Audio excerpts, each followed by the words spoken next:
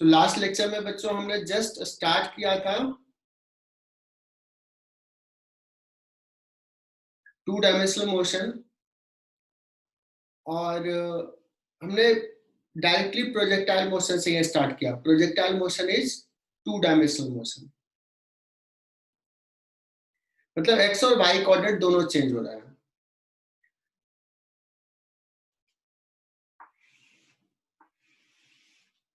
तो एक बॉल को यहां से थ्रो किया, this is throne from here with certain speed u,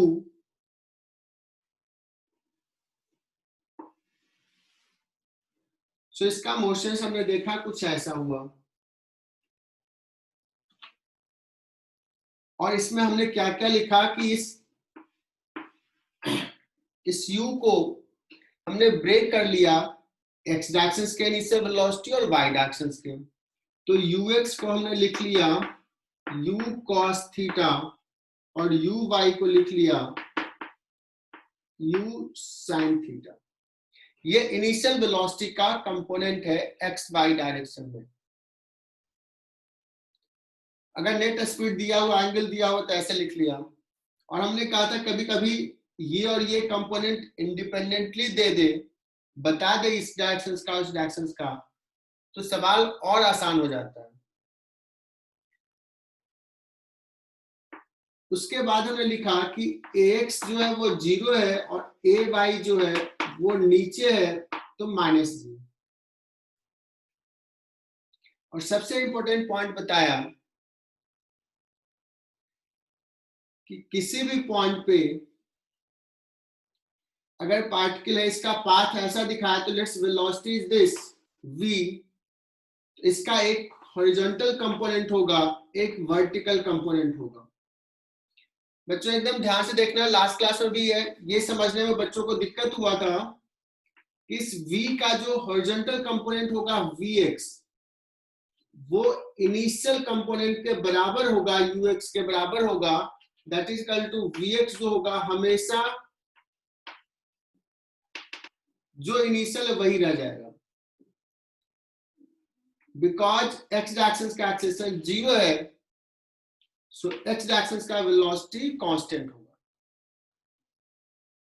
what about vy, velocity ऊपर एक्सेलेरेशन नीचे, so velocity will keep on decreasing, है ना। यहाँ पे वेलोसिटी बहुत छोटा रहेगा, इधर रहेगा। और टॉप मोस्ट पोजिशंस पे, हाईएस्ट पोजिशंस पे हाइट क्या कर रहे हैं, किस डायरेक्शन का डिस्प्लेसमेंट है जिसको मैं हाइट कर रहा हूं, वो है वाई डायरेक्शन का डिस्प्लेसमेंट, है ना। तो हमें वाई डायरेक्शन का डिस्प्लेसमेंट के लिए कौन रिस्पॉन्सिबल होगा, वी वाई। एक मोमेंट पे वी वाई 0 होगा, मतलब और ये ऊपर नहीं जाएगा, उस समय इसका सिर्फ वेलोसिटी जो रहेगा वो इस डायरेक्शन में रहेगा, वो ux रहेगा जो इनिशियल था।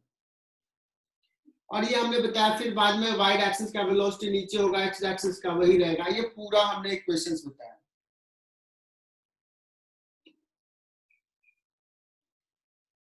ओके बच्चों, अब बात आती है यज्ञेश के सवाल पे आते हैं। इसके पहले हमने क्या डिराइव कर लिया था, मैक्सिमम हाइट के पे कब पहुंचेगा, कितना मैक्सिमम हाइट होगा h, फिर टाइम ऑफ फ्लाइट। तो टाइम ऑफ फ्लाइट पूछा तो वहीं से मैं स्टार्ट कर रहा हूं। टाइम ऑफ,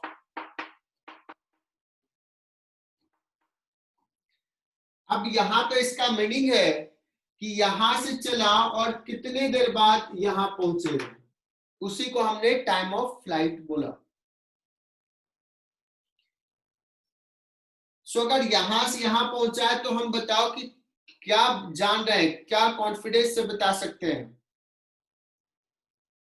किस डायरेक्शन के डिस्प्लेसमेंट का नॉलेज हमारे पास अभी है,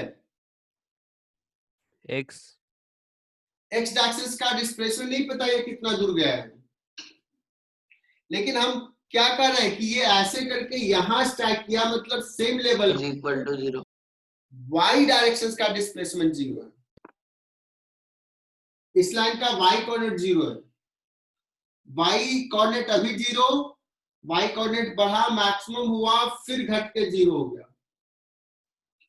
सो यज्ञेश, आई होप कि समझ में आ गया होगा कि जब यहां हिट कर रहा है, यही टाइम पूछ रहा हूं, मतलब एस वाई जो है वो 0 है।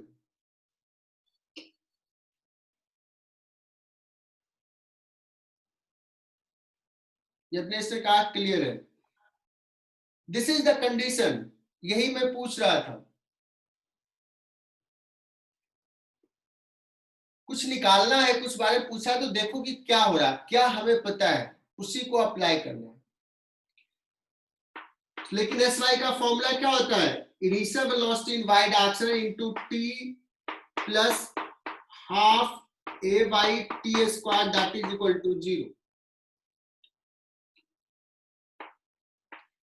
यू वाई जो भी है, अभी यू वाई लिख रहा हूं,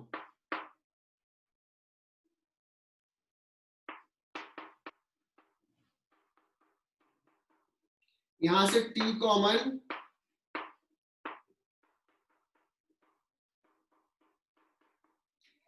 तो वाई डायरेक्शन का डिस्प्लेसमेंट टी इक्वल टू 0 पे तो 0 है ही, इसका एक इक्वेशन ये आएगा, this into this is 0, this implies this 0 और दिस 0, ये 0 तो क्या आ जाएगा, टी इक्वल टू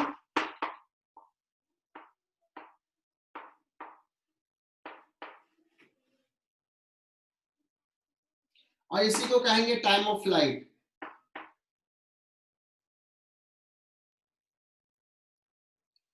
सो इस पर्टिकुलर केस में अगर u और थीटा में सवाल दिया हुआ है तो in that case you will write u sine theta by ji.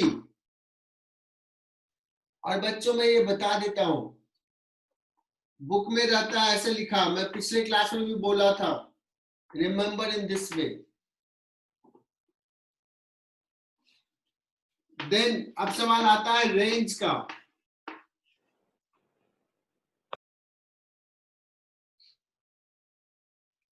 Range is equal to क्या होगा, रेंज किसको डिफाइन किए हैं,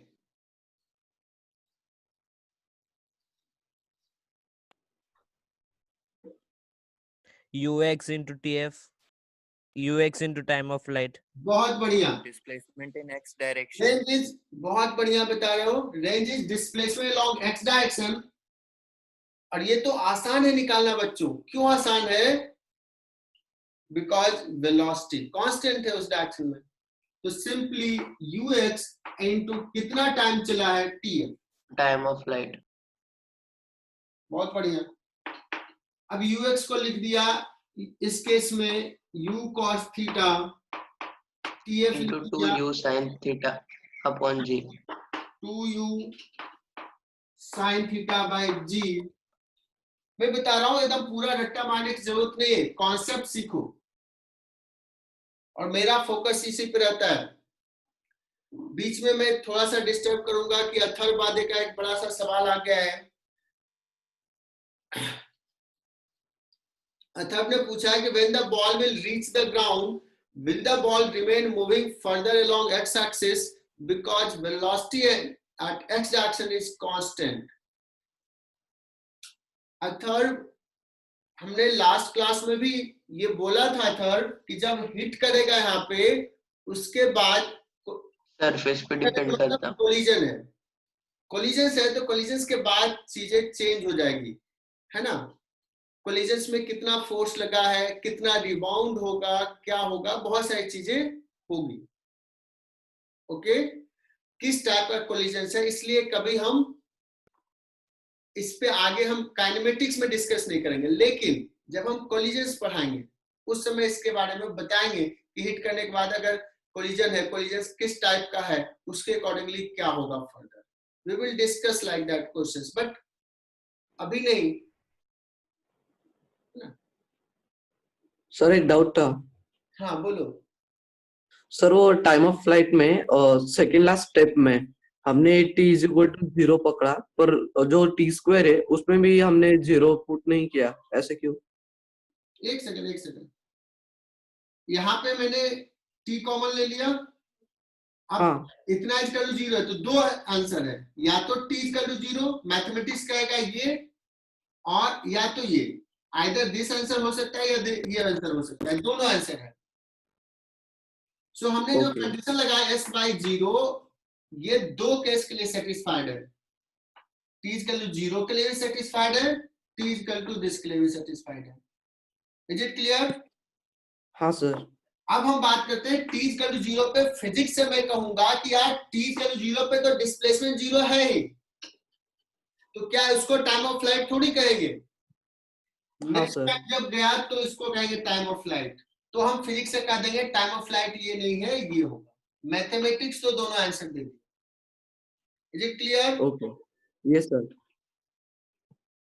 चलो, सो अब हम बात कर रहे हैं बच्चों कि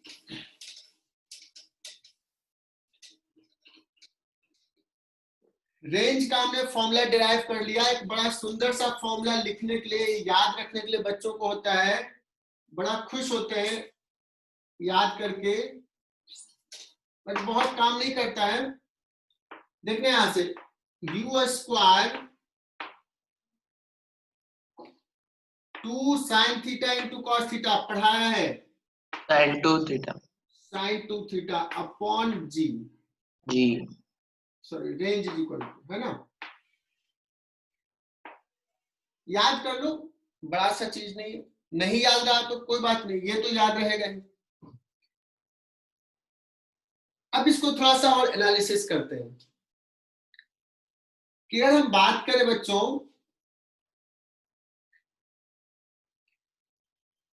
कि अगर हम u को कांस्टेंट रखें, g तो कांस्टेंट है ही, थीटा चेंज हो सकता है, दैट मींस मैं थ्रो कर रहा हूं बॉल को अलग अलग एंगल पे, तो इसका रेंज जो है अलग होगा, बिकॉज थीटा पे डिपेंड कर रहा है। That means range is function of theta. अगर u कांस्टेंट है तो सिर्फ थीटा पे। So if u kept constant, then range will be maximum. Range maximum कब होगा? Range will be maximum when ये quantity sin 2 theta should be maximum, जैसे मैं लिख रहा हूं वैसे ही लिखो। और sin 2 थीटा मैक्सिमम कब होता है? ये मैक्सिमम 1 होता है, और ये कब होता है? When 2 theta is 90 degree. That means theta is equal to π/4। That means theta is equal to 45 degree, या इसी को रेडियन में लिखेंगे तो π/4 रेडियन, है ना? And in that case, what will be the maximum range? Range maximum कितना होगा?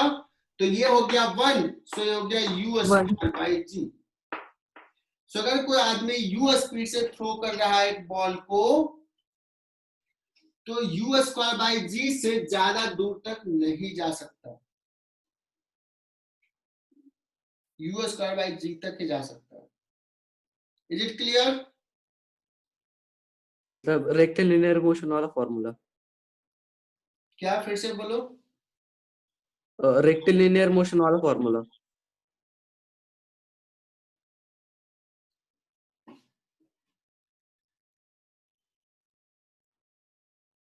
नहीं समझा। रेक्टिलिनियर मोशन, अब यहाँ पे कुछ और स्पेशल केसेस डिस्कस कर रहे हैं। अगर मान लो हमने इसको u स्पीड से थ्रो किया और ये थीटा नहीं 90 माइनस थीटा से थ्रो किया, जैसे एक बार स्पीड हमने किस पे थ्रो किया?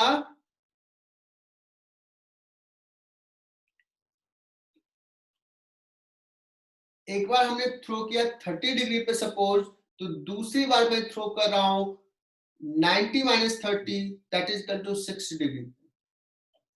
तो फर्स्ट केस में रेंज है तुम्हारा r, सेकेंड केस में सपोज रेंज हो गया r डैश, तो मैं फॉर्मूला लिखूंगा u स्क्वायर, है ना,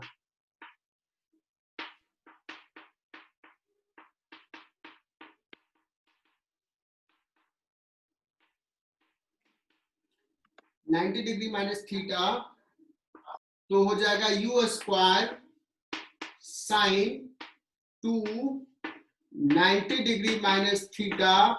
तुम लोगों को ट्रिग्नोमेट्री पढ़ाया था, बहुत मन से पढ़ाया है। 180 माइनस 2 थीटा क्या हो जाएगा? Sine 180 minus 2 theta sine 2 theta ही हो जाएगा। That means r dash is equal to r आ गया। ये रेंज है when angle of projection is theta. Theta पे इतना है तो 90 माइनस थीटा पे भी उतना ही रहेगा। Is it clear? Yes sir. Complementary angle पे जो डिस्टेंस जहां तक जाएगा कवर करेगा रेंज, दैट इज सेम। ठीक है,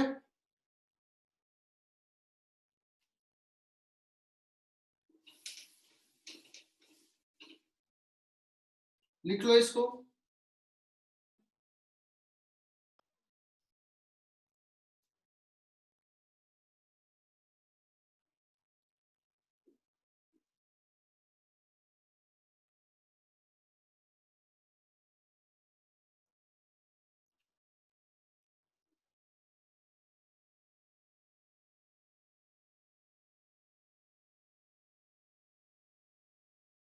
लिख लिया? सर ये एक बार एक्सप्लेन कीजिए ना।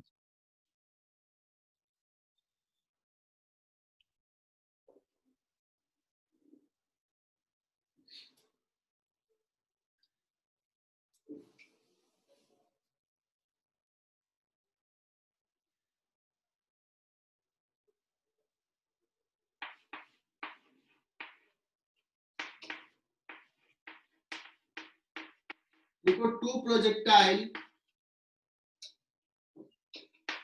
A and B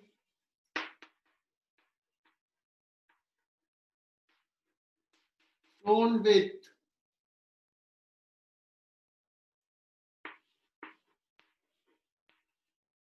same speed,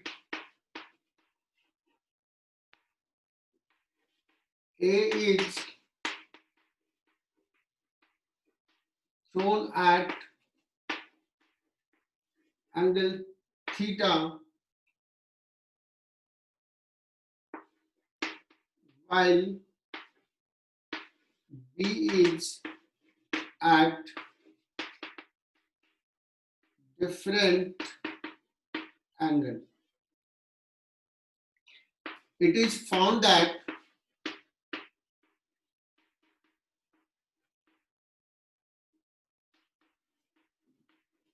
range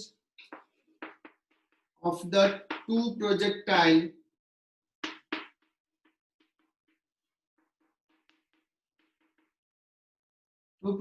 is same, then find ratio of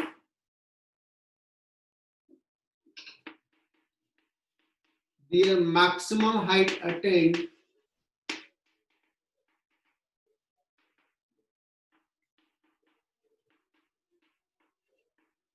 also ratio of their time of flight. That is, you have to find HA. HA means maximum height attained by A upon HB, ये निकालना है। और क्या निकालना है? TA upon TB निकालना है। देखते हैं कितने बच्चे ये सॉल्व कर पाते हैं। यदेश तुमने सही बताया था, time of flight will be different, so just try. I hope कि सबने सॉल्व कर लिया है। जैसे अभी एक आंसर आया है किसका? अथर्व का। अथर्व ने कहा कि हाइट इज 1:1, अर्थात देखना 1:1 का हमने ऑप्शंस कैंसिल कर दिया है। क्यों? देखो हमने क्या लिखा है, A is thrown at angle theta while B is at different angle, मतलब थीटा पे नहीं थ्रो किया है। अगर थीटा पे ही थ्रो करेगा, स्पीड सेम रहेगा, तब तो सब कुछ सेम है। बट हमने देखो यहां मेंशन कर दिया डिफरेंट एंगल, तो सर्टेनली रेंज सेम है, स्पीड सेम है, तो दूसरे केस में एंगल ऑफ प्रोजेक्शन जो रहा होगा वो 90 माइनस थीटा रहा होगा। इतना हम समझ सकते हैं। आज जो भी थ्योरी पढ़ाया उससे तुम ये कह सकते हो। और जब हमने ये कर लिया तब तो बहुत ही आसान है।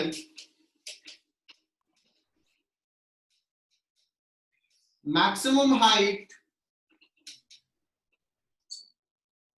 अगर मैं एच ए लिखूं तो लिखोगे you by square upon 2g। You by इस केस में हो जाएगा यू साइन थीटा, तो you square sine square theta by 2g। और सेकेंड केस में U square sin 90 minus. U square cos square theta by 2g. बहुत बढ़िया, sine square 90 minus theta 90 degree. और ये पता है, so H A upon H B आ गया तुम्हारा tan स्क्वायर थीटा, है ना। अगर मैं पूछूं t a upon t b, तो बच्चों ये देखना टी ए कितना हो जाएगा 2u sine theta by g, t b हो जाएगा Sin theta upon cos. 90 degree minus theta by g, isn't it. Theta जगह 90 माइनस थीटा पुट करना है सेकंड केस में, तो ये साइन थीटा ये कॉस थीटा, ये कितना हो गया tan थीटा। Tan theta. अगर थीटा दिया हुआ होता है तो हम वैल्यू भी निकाल लेते हैं, लेकिन आईआईटी नहीं पूछेगा ऐसे। आईआईटी अगर ये सवाल पूछेगा तो कहेगा कि मैक्सिमम हाइट उसने एच ए किया है, दूसरे एच बी किया, टाइम ये है, तो बताओ क्या रिलेशन होगा। एच ए हाइट और टाइम में क्या रिलेशन होगा। So kindly write h a by h b, h a by h b equal to क्या लिखूंगा मैं, क्या से लिख सकते हैं टी ए बाई टीबी का होल। TB का whole square. वो थोड़ा और परेशान करेगा, वो करेगा ऐसे लिखकर 4 ऑप्शंस देगा, एच ए इंटू टीबी का square that is equal to h b into t a का स्क्वायर, कहेगा ऐसे कुछ चेंज कर देगा, h a square into t b is equal to h b square into t a, ऐसे देगा। उसमें से एक रिलेशन ये रहेगा, so this is correct. Directly नहीं पूछेगा, ऐसे ऐसे पूछेगा तो हर बच्चा कर देगा, वो तो ऐसे पूछेगा। लेकिन तुम पेशेंस रखोगे, अच्छा एच बी में क्या रिलेशन है, टी ए टी बी में क्या रिलेशन है, क्या दोनों इंटरकनेक्टेड है। तो अगर तुमने ये किया हुआ, अगर हमने यहां तक पढ़ा दिया और एग्जाम में ये आया है, तो मैं एक्सपेक्ट करूंगा और तुम्हें भी करना चाहिए कि तुम यहां तक पहुंचो। मेरा काम है यहां तक पढ़ाना, तुम्हारा काम है यहां से यहां तक जाना, है ना। सर्टेनली मैं हिंट देते रहूंगा कि कैसे सवाल आते हैं, सीखते रहेंगे इसमें। बहुत सारे डाउट्स आ गए, नहीं डाउट्स नहीं है, सारे आंसर लोगों ने बताया। गुड बच्चों, चलो लिखो एक छोटा सा सवाल। देखो अब क्या है, थ्योरी तो पढ़ाई दी है, उस पर सवाल भी करते जाएंगे और उसी में कुछ कॉन्सेप्ट भी आते जाएगा। लिखो a ball is throne,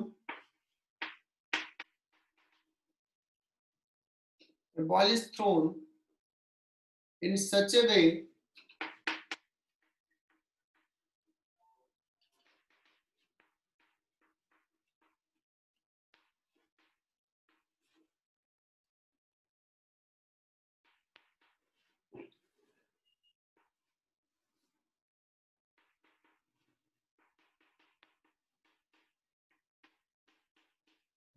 in such a way that it strike at maximum distance let's it is r. ऐसे थ्रो किया है कि वो मैक्सिमम डिस्टेंस पे हिट किया,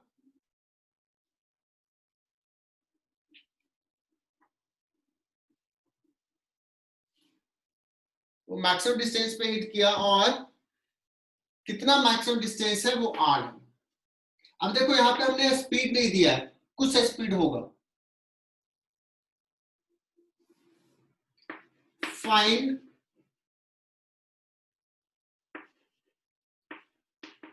maximum height attained by the ball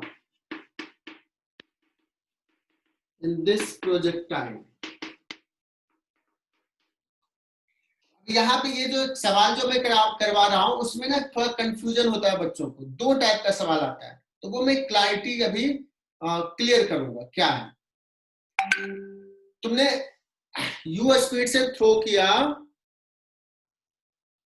you speed से थ्रो किया और ऐसे एंगल पे थ्रो किया है कि हमारा बॉल सबसे ज्यादा दूर जाके हिट किया है। तो अब सबको क्लियर है कि वो एंगल 45 ही रहा होगा और कितना दूर जाके हिट किया है तो वो मैंने दे दिया कि 8। मतलब तुम अब कहोगे इसका सॉल्यूशंस में कि बॉल मस्ट बी थ्रोन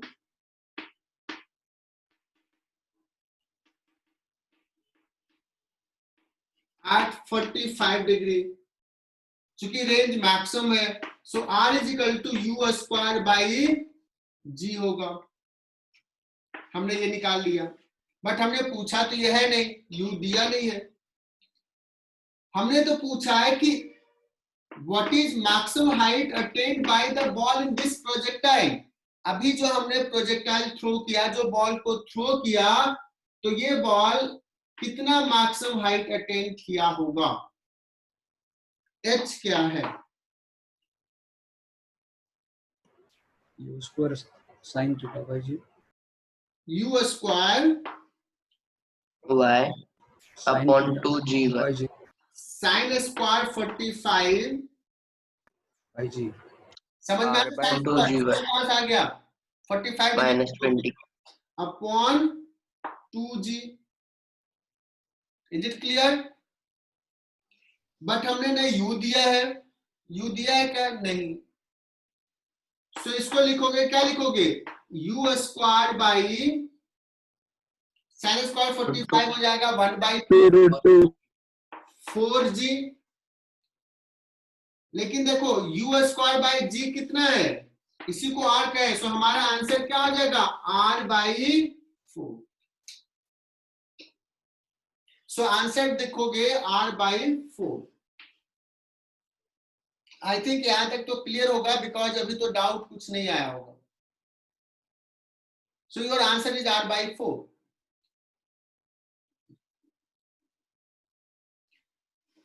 तो पहला सवाल है कि find maximum height attend by the ball. मान लो ये तुम थ्रो करो बॉल को,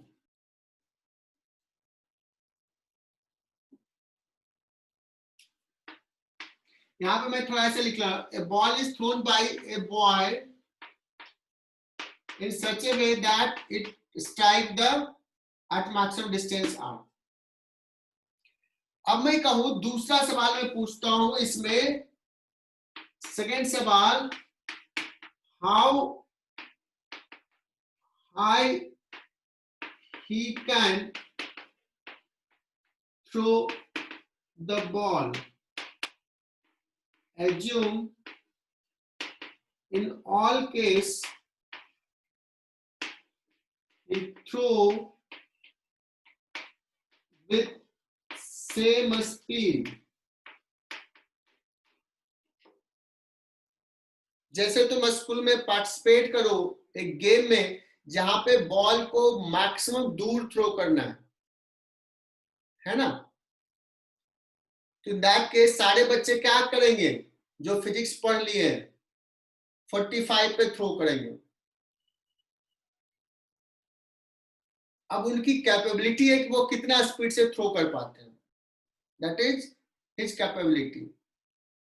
तो सपोज ये बॉय है जो यू स्पीड से थ्रो कर सकता है और उसने अभी आर डिस्टेंस थ्रो किया। अब दूसरा कंपटीशन है सबसे ऊपर थ्रो करना है, सबसे ज्यादा हाइट कौन थ्रो कर सकता है।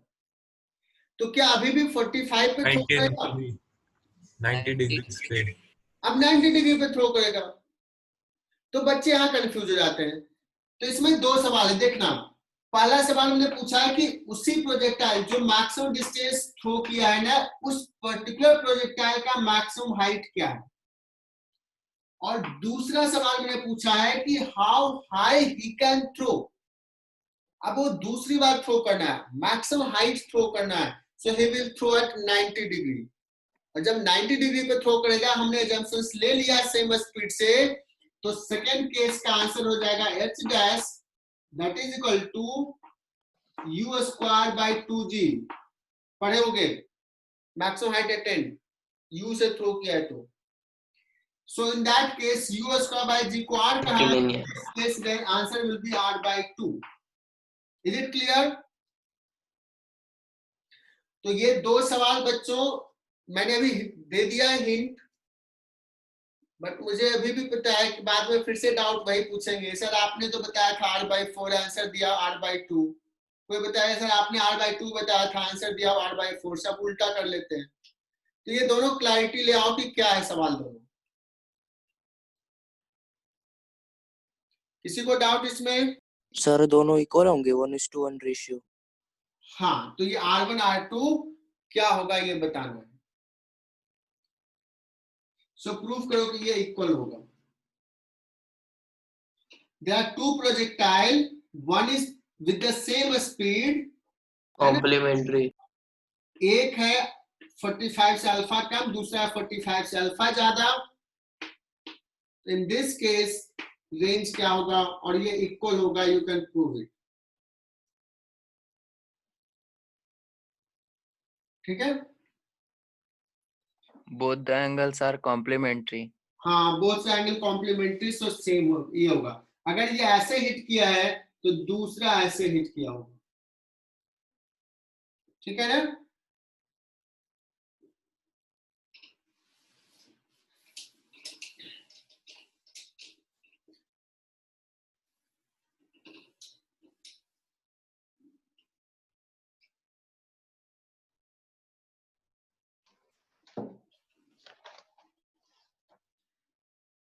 अच्छा, जब हम लोग पिछले क्लास में ही करवाया था एक कॉन्सेप्ट कि time of flight as well as h max, ये दोनों किस पे डिपेंड करता है? इनिशियल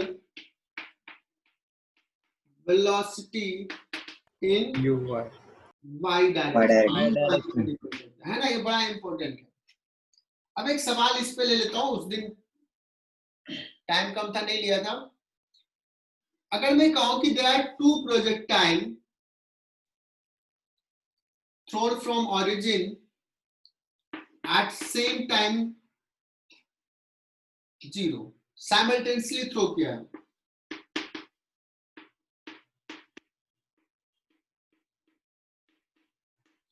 साइमल्टेनियसली थ्रो किया है दो प्रोजेक्टाइल। एक प्रोजेक्टाइल का पाथ ऐसा है और दूसरे प्रोजेक्टाइल का पाथ ऐसा है।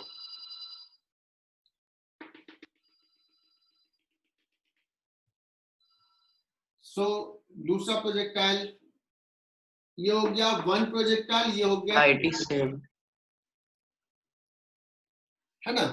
To projectile thrown simultaneously from same point, their path is shown in the figure.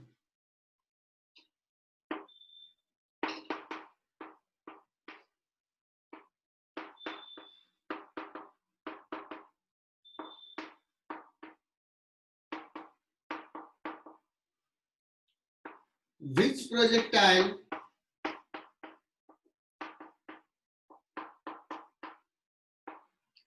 projectile will hit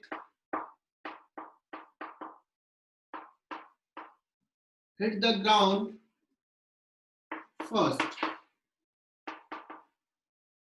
Which projectile will hit the ground first? सोच के बताना। अथर्व ने तो पहले बता दिया आंसर, बहुत बढ़िया अथर्व। ये होता है सही तरीका कि सर ने अभी सवाल दिया है, कंप्लीट नहीं हुआ और उसको आंसर पता है, उसको समझ में आया सर क्या पूछने वाला है।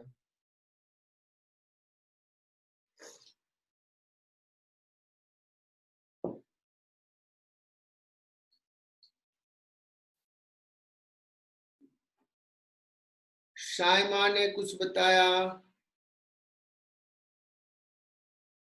विधि बताई कि 1 प्रोजेक्टाइल, प्रणव ने बताया 1, अथर्व ने बताया कुछ, शाइमा 1, लक्षिका 2, यज्ञेश बहुत बढ़िया, यज्ञेश, अंकित 2,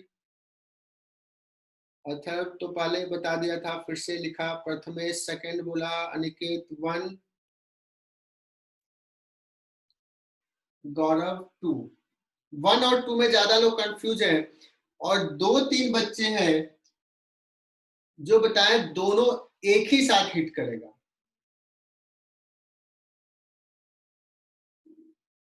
हमने तो कंफ्यूज करने के लिए लिखा कि विच प्रोजेक्टाइल विल हिट फर्स्ट। तुमने सोचा या तो फर्स्ट किया होगा या सेकंड किया होगा, ये तो सोचा नहीं कि दोनों साथ भी कर सकता है। अमोघ ने कहा कि बोथ विल स्ट्राइक साइमल्टेनियसली।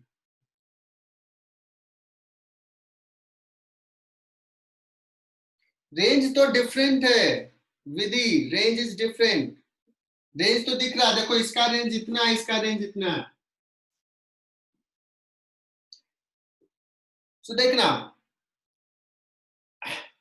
मैं तो चाहता हूं गलती करना है तो यहीं पे करो, अभी ही करो। बहुत सारे बच्चों ने गलत किया, मुझे अच्छा लगा। कुछ बच्चे मेरी जाल में नहीं फंसे, कुछ बच्चों ने कहा कि सर दोनों सेम टाइम पे स्ट्राइक करेगा। रीजन इज कि दोनों का, देखो इस डायग्राम से हमने ये जो डॉटेड लाइन ड्रॉ किया, ये बता रहा है कि दोनों का मैक्सिमम हाइट सेम है।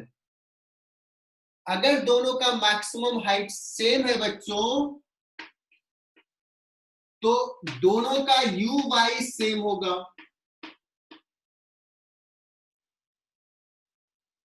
दोनों का यू वाई सेम होगा, वाई एक्सिस का इनिशियल वेलोसिटी दोनों का सेम होगा। और अगर वाई सेम है तो टाइम ऑफ फ्लाइट भी सेम होगा।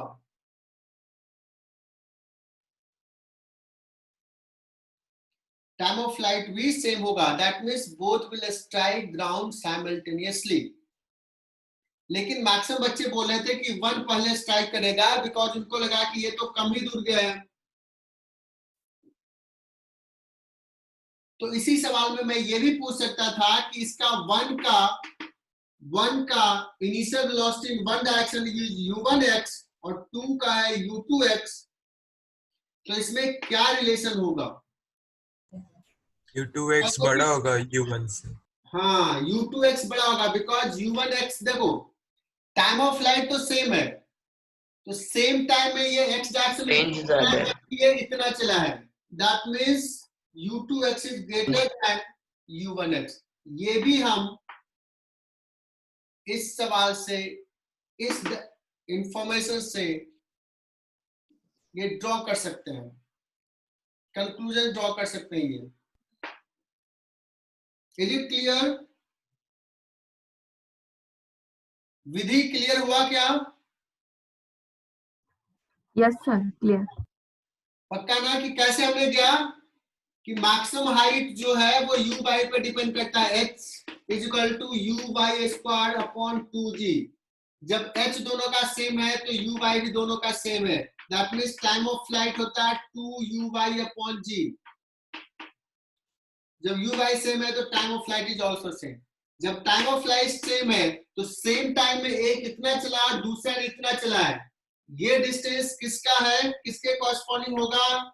इनिशियल वेलोसिटी इन x डायरेक्शन का, है ना। अगर मैं कहूं कि ये u1 है इसका स्पीड और इसका स्पीड है u2, तो y डायरेक्शन में कंपोनेंट सेम है, बट y डायरेक्शन का कंपोनेंट सेम है, बट एक्स एक्सिस का अलग है, तो u1 और u2 में भी रिलेशन यही रहेगा। और हमने u1 y is equal to क्या बताया सबसे पहले,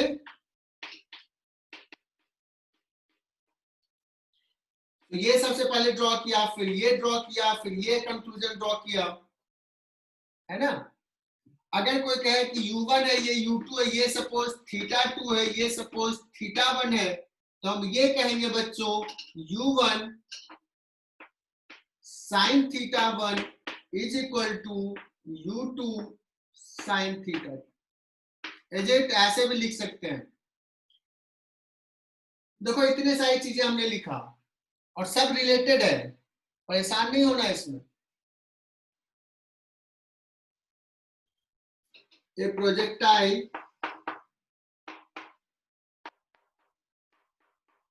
is thrown at angle theta with a speed u at t equal to 0। ठीक है, और ये सवाल में दिया कि इसको आई कैप ले लो और इस डायरेक्शंस को, वर्टिकल डायरेक्शंस को जे कैप ले लो। सवाल में चूंकि जगह कम है इसलिए मैंने लिख रहा हूं, take horizontal direction as positive x axis, इधर एक्स एक्सिस आई कैप, और वर्टिकल डायरेक्शंस को जे कैप ले लो, और पॉइंट ऑफ प्रोजेक्शंस को ओरिजिन ले लो। ठीक है, find velocity at any time t, किसी टाइम पे वेलोसिटी लिखना है,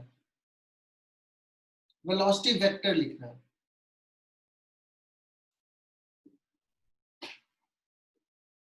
तो तुम कहोगे सर बहुत ही सिंपल है, किसी टाइम पे जो नेट वेलोसिटी होगा वो क्या होगा, vx होगा आई कैप और प्लस vy जे कैप होगा।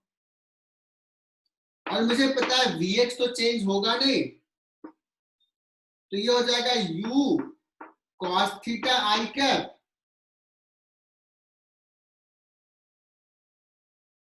है ना,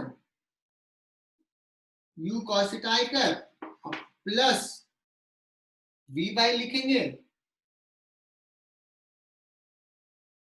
vy कितना लिखे, v sin theta। Sine theta uy ठीक है, माइनस gt। यहां तक क्लियर, vy इतना लिखेंगे, चूंकि एक्सेशन है u plus eighty, uy plus eighty. अगर मैं कहूं कि इनिशियल वेलोसिटी लिखो, लिखोगे u cos theta i cap plus u sin theta j cap.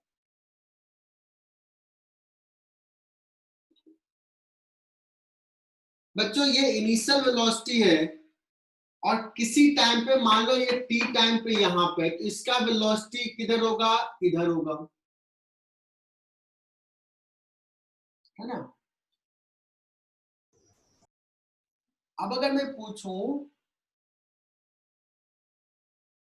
बच्चों, अगर मैं पूछूं u minus gt j cap u sin theta minus gt जे कैप, यहां तक क्लियर लिख लिया मैंने final velocity, velocity at any time t। मैं पूछूं कि अगर मान लो इस टाइम पे इसका वेलोसिटी, अभी जो वेलोसिटी है वो इनिशियल वेलोसिटी से अगर 90 डिग्री एंगल बना रहा है, तो वो टाइम क्या है। या ऐसे कहें, ये हमने एक स्टेप लिया ये लिखने का, दूसरा सवाल पूछूं, find time when its velocity makes an angle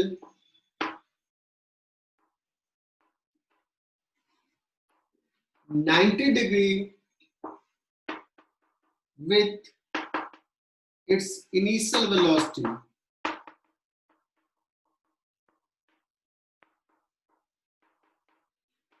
बच्चों सवाल यही आएगा, ये बड़ा फेमस सवाल है, बहुत इंपॉर्टेंट सवाल है।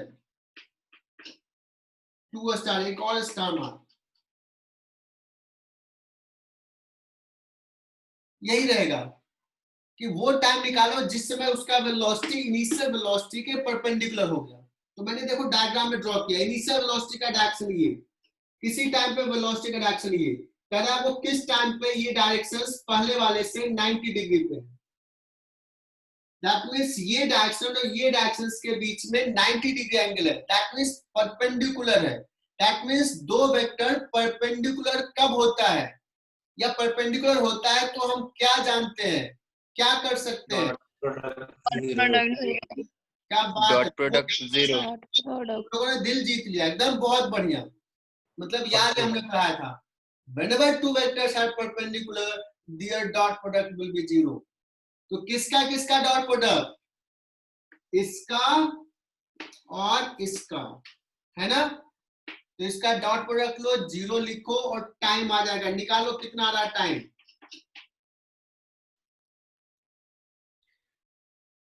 तो बहुत सारे बच्चों ने सॉल्व कर लिया, क्योंकि तुम्ही लोगों ने बताया भी आंसर सर ऐसे ऐसे करना है। देखो मैंने भी ऐसे किया, u डॉट vt 0 बिकॉज कहा है कि 90 डिग्री हुआ है, डॉट प्रोडक्ट ले लिया तो ये आ जाएगा, इसको लिख लिया u स्क्वायर, ये हो गया u sin theta gt, t equal to आ गया u upon g sin theta, है ना? और ये हमने सॉल्व कर लिया। अब ये बड़ा अच्छा सवाल है, बहुत इंपॉर्टेंट सवाल है ये।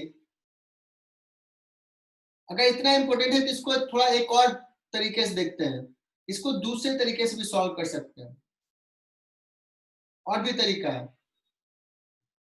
तो एक और तरीके से सॉल्व करते हैं और कोशिश करता हूं समझाने का उस तरीके से भी, ठीक है बच्चों? यही सवाल को जो सवाल था कि कितने टाइम के बाद उसका वेलोसिटी परपेंडिकुलर हो गया, तो एक सबसे बेसिक मेथड हमने बता दिया, बट इसको सोचने का तरीका एक और तरीका मैं बता रहा हूं, और ये समझो तो लगेगा कि तुमने आज कुछ सीखा है, 2 डायमेंशंस का फील आएगा। इससे पहले अभी हमने हॉरिजॉन्टल को एक्स एक्सिस माना, इसको वाई एक्सिस माना। मैं क्या करता हूं, मैं थोड़ा चेंज करता हूं, मैं ना कहता हूं कि चलो एक काम करो, एक डायरेक्शन ऐसा मान लो एक्स डैश एक्सिस, तो जब ऐसा एक डायरेक्शन से लिया तो इसका परपेंडिकुलर डायरेक्शन से लेना पड़ेगा दूसरा वाई डैश। मतलब मोशंस को 2D में देख रहे हैं, बट हमारा एक्स वाला ये एक्सिस हो गया, दूसरा एक्सिस ये हो गया। तो वैसे इससे क्या फायदा है तो बताता हूं। 0 हो जाएगा। हाँ क्या बात है, बहुत ही बढ़िया। अगर मैं कहूं कि ऐसे जाना है, ऐसा मान लिया एक्स एक्सिस, तो पहले देखते हैं इनिशियल वेलोसिटी किधर है पार्टिकल का। अगर इसको और इसको कंसीडर करें, इनिशियल वेलोसिटी इधर ही है, मतलब इसका इधर ही कंपोनेंट है, इधर कंपोनेंट 0 है। इसका अगर मैं पूछूं एक्सेलरेशन किधर है, तो कहोगे एक्सेलरेशन तो पक्का से वर्टिकली डाउनवर्ड है, जी है, बट चूंकि हम और इधर एक्सिस ले रहे हैं तो एक्सेलरेशंस को हमें क्या करना पड़ेगा, रिजॉल्व करना पड़ेगा। एक्सेलरेशन को रिजॉल्व करना पड़ेगा किधर किधर में, इधर और इधर में। तो इसके परपेंडिकुलर डायरेक्शन ये है, ये वाला वाई डैश एक्सिस है। ये अगर थीटा है तो ये 90 माइनस थीटा, तो ये है थीटा।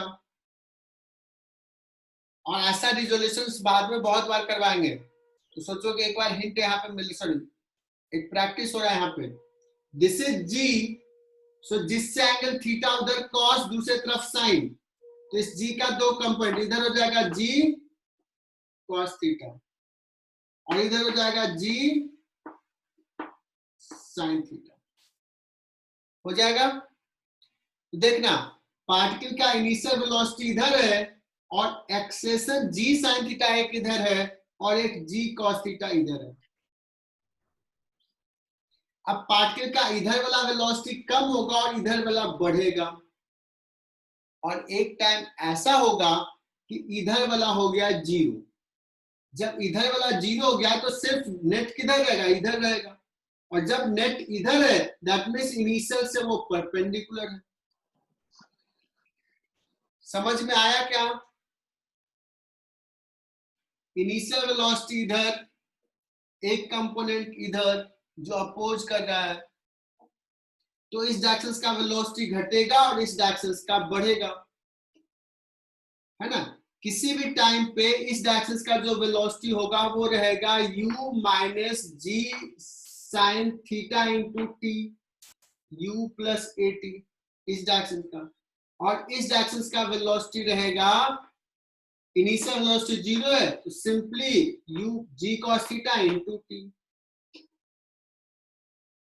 हम कहेंगे कि जिस समय the time when its velocity becomes perpendicular to this, that means velocity along x dash will be 0. When velocity becomes perpendicular to initial velocity, this implies velocity in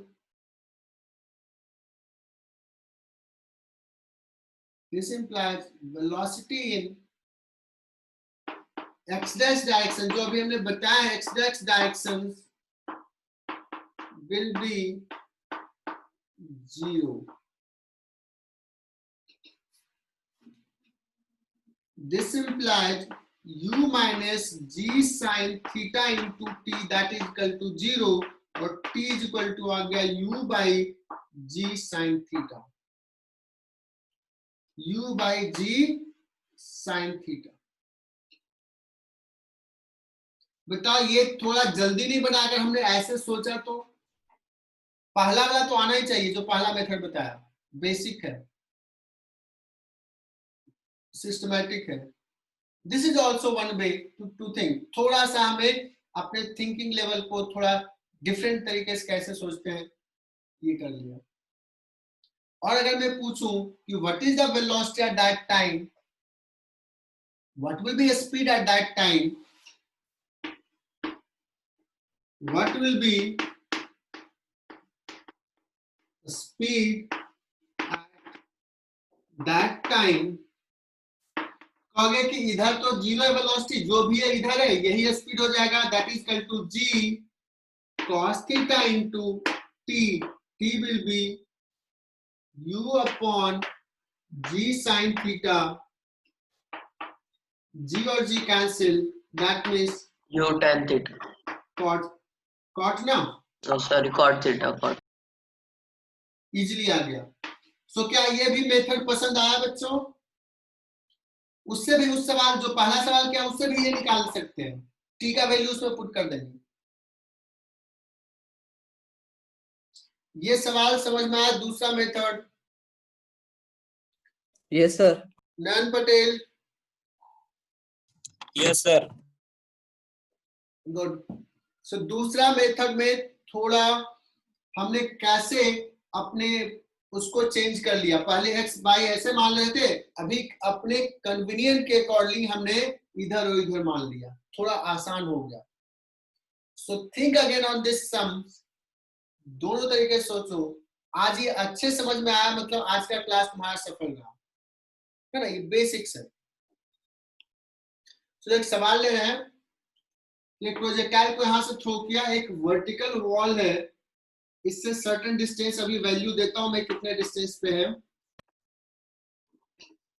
u is equal to 30 metre per second से throw किया, तो इसका दो component होगा बच्चों, इस direction में होगा 30 cos 37 4/5, ये हो जाएगा रफली कितना 24 24. और इसका एक कंपोनेंट इधर होगा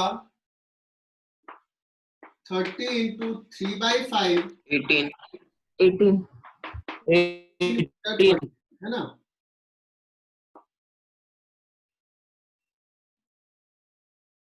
और ये दे दिया s equal to suppose 72 metre.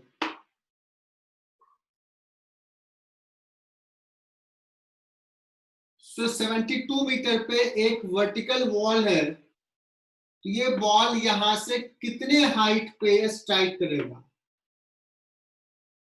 ये निकालना।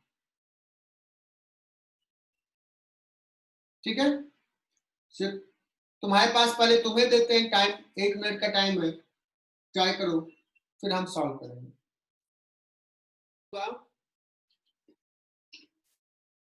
Time is up. अब मैं पूछते जाता हूं, ठीक है ना, और तुम जवाब देते जाओगे और फाइनली वो निकल जाएगा। देखो इसको सीखने का तरीका, सबसे पहले तो अगर मैंने u और एंगल दिया होता तो सबसे पहले तो ये पूछता है कि इसका x एक्सिस का वेलोसिटी, जो ऑलरेडी निकाल चुके हैं, y एक्सिस का वेलोसिटी ऑलरेडी निकाल चुके हैं। मैं पहला सवाल ये पूछूं, find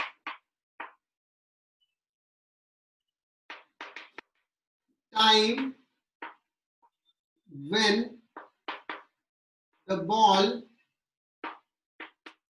will hit the wall। कितने टाइम में हिट किया।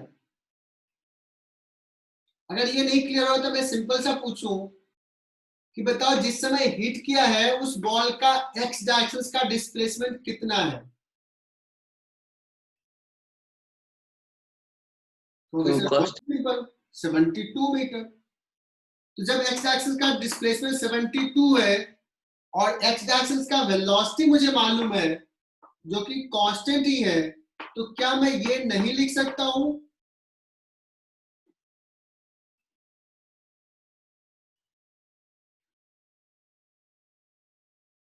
यहां से देखो टी आ जाएगा। इसको ऐसे देखना कि क्या हमें पता है, हमें पता है कि अगर ये इसको हिट किया है तो हमें पता है एक्स डायरेक्शन में बॉल ने 72 मीटर चला है, ये हमें पता है। एक्स डायरेक्शन का वेलोसिटी कांस्टेंट होता है, so we can write this. So everyone is comfortable to find that time is 3 second. Is it correct? Yes sir. पहला स्टेप ये है, ये जिसको समझ में आ गया सॉल्व हो गया। लेकिन पूछा तो एक्चुअली में ये y था, डजंट मैटर, अब हम बहुत आराम से निकाल लेंगे। y ये है क्या, y डायरेक्शन का डिस्प्लेसमेंट है। y डायरेक्शन का डिस्प्लेसमेंट कितने टाइम में, 3 सेकंड में। So y is equal to, second question कि where it will hit the wall, तो y इज इक्वल टू क्या लिखेंगे, ut। What is u, 18 into t minus half 10 into t square,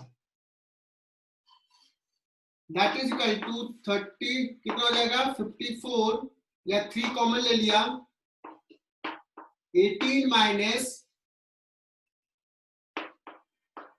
ये 5 into 3 15, कितना हो जाएगा 9 मीटर। दैट मीन्स ये 9 metre ऊपर हिट किया है बॉल। बच्चों ये बेसिक सवाल है, ये क्लियर होना चाहिए। ध्रुव पाटिल ने सिर्फ सॉल्व कर लिया था, शुभम ने भी सॉल्व कर लिया।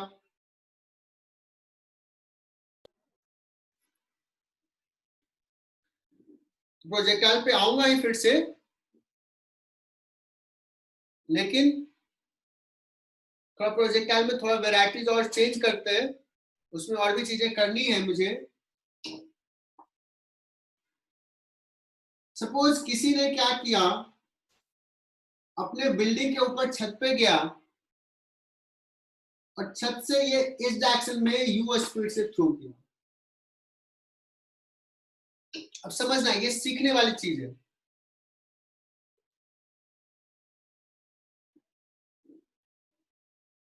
u स्पीड से थ्रो किया ऐसे, तो इसका पाथ क्या होगा? सारे बच्चे कंफर्म है कि इसका पाथ ऐसे तो नहीं होने वाला है। इनिशियल वेलोसिटी इधर है, इसका नीचे एक्सेलेरेशन g नीचे है, सो ये ऐसे जाएगा, Landing. है ना? कुछ पाथ ऐसे आएगा, आगे भी जाएगा, नीचे भी जाएगा और कहीं हिट करेगा। तो आज का क्लास में सिर्फ यही तक मैं पढ़ाऊंगा। मुझे ये निकालना है कि ये कितने टाइम में हिट किया और कितने डिस्टेंस पे हिट किया और किस स्पीड से हिट किया है। ये 3 सवाल हमें निकालने हैं।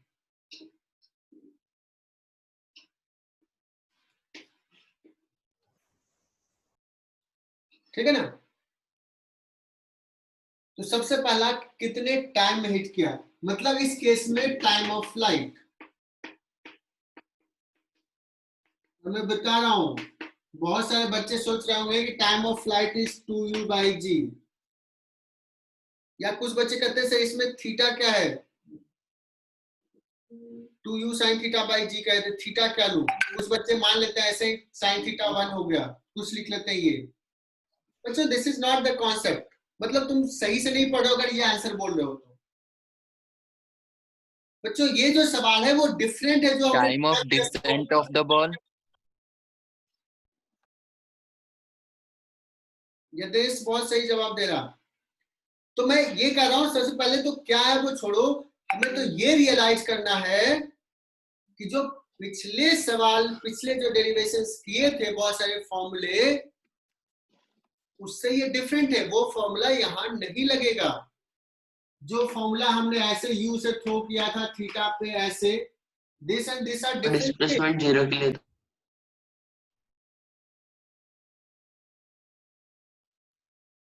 Is it clear? तो इसको कैसे सॉल्व करना है वो बता रहा हूं, इसको समझना है, इसको देखो कि क्या हो रहा है। अगर मैं पूछूं टाइम ऑफ फ्लाइट के लिए क्या डिस्प्लेसमेंट 0 है किसी डायरेक्शंस का, यहां से यहां पहुंचा है, किसके बारे में मुझे पता है कॉन्फिडेंस के साथ, किस डायरेक्शंस का डिस्प्लेसमेंट? Y. y का डिस्प्लेसमेंट कितना है? ये मान लो ये हाइट h दिया है मैंने, हाइट इज h, है ना? तो कहोगे y डायरेक्शन का डिस्प्लेसमेंट h है, किधर? डाउनवर्ड। हमें ये पता है, तो यहां से अगर यहां गया है तो हमें ये पता है y डायरेक्शन का डिस्प्लेसमेंट h है, तो हम लोग कहेंगे h is equal to what is initial velocity in y direction?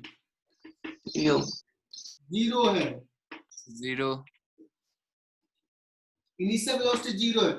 h is equal to ut, तो u0 half a p square. Downward को पॉजिटिव ले लिया, डिस्प्लेसमेंट पॉजिटिव, g पॉजिटिव। अगर अपवर्ड को पॉजिटिव लेते ये निगेटिव, यहाँ भी निगेटिव, बात बराबर होती।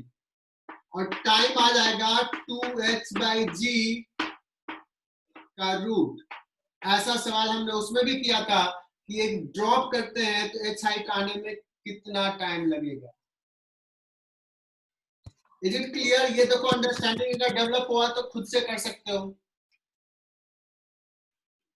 विधि clear? Yagnesh clear? Yes, sir. हमें उस Yes, sir. फॉर्मूले देखने नहीं, वो सारे हमने क्या पढ़ा था, हमें तो यहाँ पे सवाल है, यहाँ पे क्या हो रहा है इसको देखना है। गौरव ने भी कहा सर क्लियर है ये।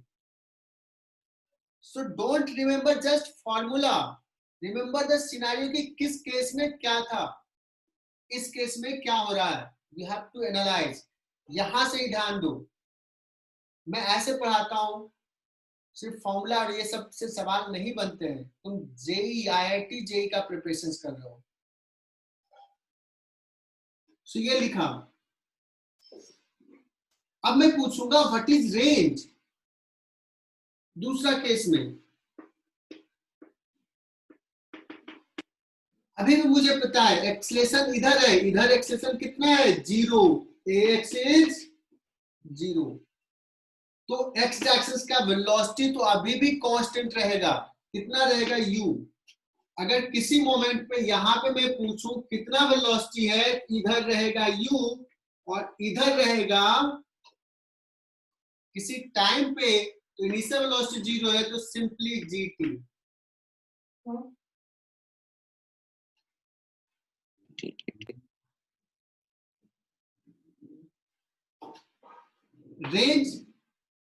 रेंज किस डायरेक्शन का डिस्प्लेसमेंट है? x डायरेक्शन का।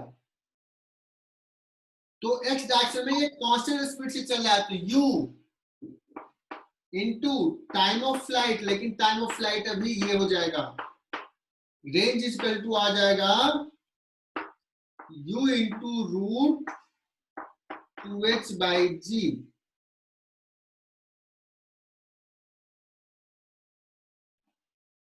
है ना?